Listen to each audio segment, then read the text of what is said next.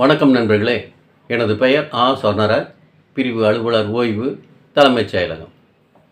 தமிழ்நாடு அரசு ஊழியர்களின் இப்போதைய மெயின் டிமாண்டாக என்னவாக இருக்குது அப்படின்னு பார்த்தோம்னா, சிபிஎஸ் திட்டத்தின் கீழ் வரக்கூடிய அனைத்து பணியாளர்களையும் பழைய ஓய்வூதிய திட்டத்தின் கீழ் கொண்டு போய் சேர்க்கணும் அப்படிங்கிறது அவங்களுடைய பிரதான கோரிக்கையாக இருக்குது. மெயின் டிமாண்டு அதாக தான் இருக்குது. இதுக்கிடையில் ஒட்டுமொத்த அரசு ஊழியர்களின் எதிர்பார்ப்பு எதை நோக்கி போயிட்டுருக்கு அப்படின்னு பார்த்தோம்னா, இந்த 8th பே கமிஷனுடைய ரெக்கமெண்டேஷனை எதிர்பார்த்து போய்கிட்டு இருக்கு. இப்போ சர்வீஸில் இருக்கக்கூடிய பணியாளர்கள் மட்டுமல்லாமல் பென்ஷனர்ஸு, ஃபேமிலி பென்ஷனர்ஸ் அவங்களுடைய எதிர்பார்ப்பும் இந்த 8th பே கமிஷனை நோக்கி போய்கிட்டு இருக்கு. அதில் என்ன மாதிரியான ரெக்கமெண்டேஷன்ஸ் வரலாம், கவர்மெண்ட் எதையெல்லாம் இம்ப்ளிமெண்டேஷனுக்கு எடுத்துக்கலாம் அப்படிங்கிற மாதிரியான எதிர்பார்ப்பு எல்லாத்துக்குமே வந்துருச்சு.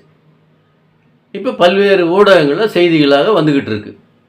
8th பே கமிஷனில் இந்த மாதிரியான ரெக்கமெண்டேஷன்லாம் வரலாம் அப்படிங்கிற மாதிரி யோகமான செய்திகள் நிறைய போடுறாங்க. அதில் கணிப்புகளையும் போடுறாங்க. இப்போ அந்த கணிப்புகளின் அடிப்படையில் சில விஷயங்களை நம்ம இதில் பார்க்கலாம். சரிங்களா? இப்போ பே கமிஷன் அப்படின்னு வந்துட்டாலே மெயினாக சில அம்சங்களில் வந்து சேஞ்சஸ் இருக்கும். பேசிக் பேல மாற்றம் இருக்கும். ஹெச்ஆர்ஏசிசிஏ மாறும்.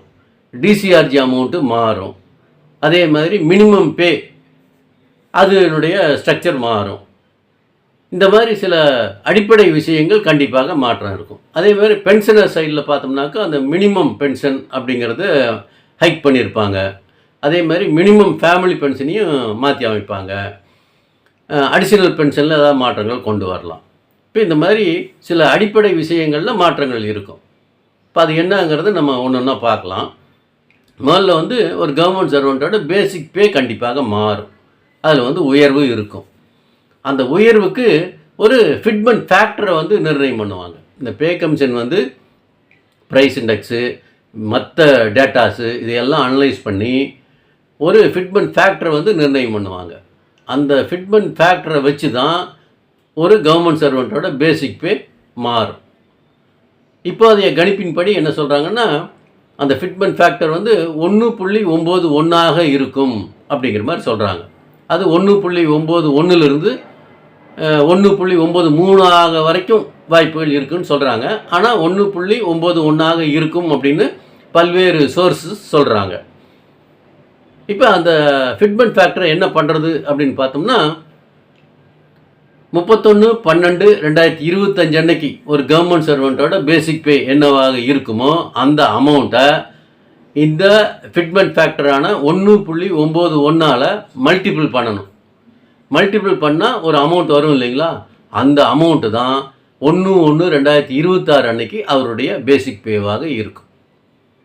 இதுதான் வந்து அந்த ஃபிட்மெண்ட் ஃபேக்டரில் நிர்ணயம் பண்ணக்கூடிய விஷயம். இது வந்து எல்லாத்துக்குமே அந்த ஃபிட்மெண்ட் ஃபேக்டர் தான் வச்சுருப்பாங்க. எல்லா போஸ்ட்டுக்கும் அது காமன் ஃபிட்மெண்ட் ஃபேக்டராக தான் இருக்கும். ஒவ்வொரு பே ஸ்கேலுக்கும் வேறு வேறு அப்படிங்கிற மாதிரி இருக்காது.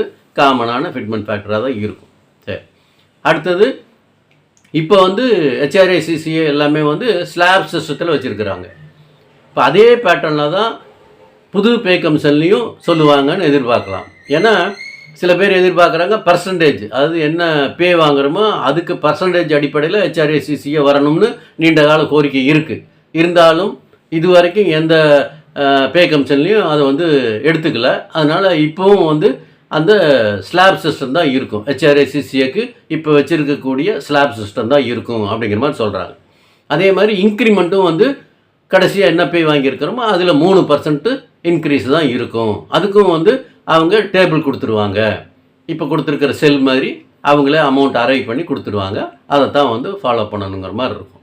அடுத்தது இப்போ வந்து மினிமம் பே 18,700 இருக்குது. அது வந்து 36,000 வர்றதுக்கு வாய்ப்புகள் இருக்குது அப்படிங்கிற மாதிரி கணிச்சிருக்கிறாங்க. அப்புறம் டிசிஆர்ஜி அமௌண்ட்டு இப்போ வந்து மேக்ஸிமம் சீலிங் அமௌண்ட்டு டிசிஆர்ஜிக்கு 20 லட்சம் ரூபா தான். 25 லட்சம் ரூபா ஒருத்தருக்கு வந்தாலும் சரி, 30 லட்சம் ரூபா அமௌண்ட் வந்தாலும் சரி, அந்த டிசிஆர்ஜி அமௌண்ட் வந்து இன்னத்த தேதிக்கு 20 லட்சம் தான் மேக்ஸிமம் சீலிங்.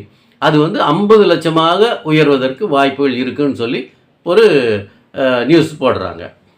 அடுத்ததாக பார்த்தோம்னாக்கும் அதிகபட்ச சம்பளம் இப்போ 18,700 மினிமம் பே, அது 36,000 மாறுறதுக்கு வாய்ப்பு இருக்குதுன்னு சொல்கிறாங்க. அதே மாதிரி இப்போதைக்கு 2,25,000 தான் மேக்சிமம் பேவாக இருக்குது. அது வந்து 5 லட்சமாக மாறுவதற்கு வாய்ப்பு இருக்குதுன்னு சொல்லியிருக்கிறாங்க. இப்போ இது எல்லாம் வந்து சர்வீஸில் இருக்கக்கூடியவங்களுக்கு. பென்ஷனர் சைடில் நம்ம பார்த்தோம்னாக்கும் அவங்களுடைய மினிமம் பென்ஷன் 18,000 இருக்கும் அப்படிங்கிற மாதிரி ஒரு கால்குலேஷன் போட்டிருக்கிறாங்க. அதே மாதிரி ஃபேமிலி பென்ஷனும் 18,000 இருக்கும் அப்படிங்கிற மாதிரி சொல்கிறாங்க. அடுத்ததாக பார்த்தோம்னா பென்ஷனர்ஸுடைய நீண்டகால கோரிக்கை என்னென்னா இந்த கம்யூட்டேஷன் பீரியட். இன்னத்த தேதிக்கு பார்த்தோம்னா கம்யூட்டேஷன் பீரியட் வந்து 15 வருஷமாக வச்சுருக்கிறாங்க. அதை வந்து குறைக்கணும்னு ரொம்ப காலமாக கோரிக்கை வச்சுக்கிட்டு இருக்காங்க. பட் இது வரைக்கும் அதை கன்சிடர் பண்ணலை. இந்த பே கமிஷனில் அதை கன்சிடர் பண்ணுவாங்க அப்படின்னு எதிர்பார்க்குறாங்க. ஏன்னு சொன்னால் பல மாநிலங்களில் பல ஹைகோர்ட்டில் கேசஸ் சில பேர் போட்டு இந்த 15 வருஷம் கம்யூட்டேஷன் பீரியடை வந்து குறைக்கணும் அப்படின்னு சொல்லி கேஸ் போட்டிருக்கிறாங்க. அதுலையெல்லாம் வந்து அந்த இண்டிவிஜுவலுக்கு ஃபேவராக ஹைகோர்ட்டு தீர்ப்பு சொல்லியிருக்குது. அதனால் வந்து அந்த 15 வருஷம் கம்யூட்டேஷன் பீரியடுங்கிறது 11 வருஷமாக குறைக்கப்படலாம் அல்லது 12 வருஷமாக கூட குறைக்கிறதுக்கு வாய்ப்புகள் இருக்குது அப்படிங்கிற மாதிரி எதிர்பார்க்குறாங்க.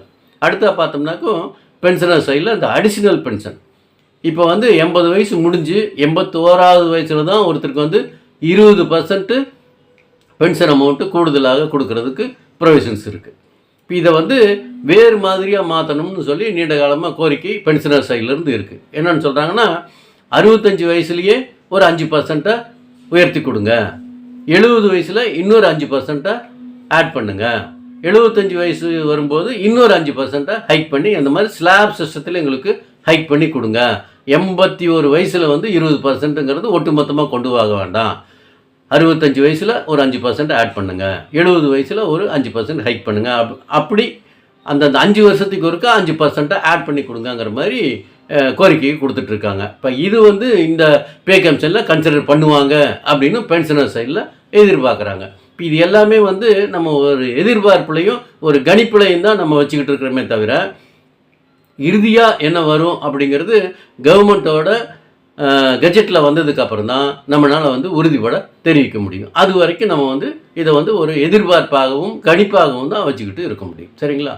நன்றி, வணக்கம்.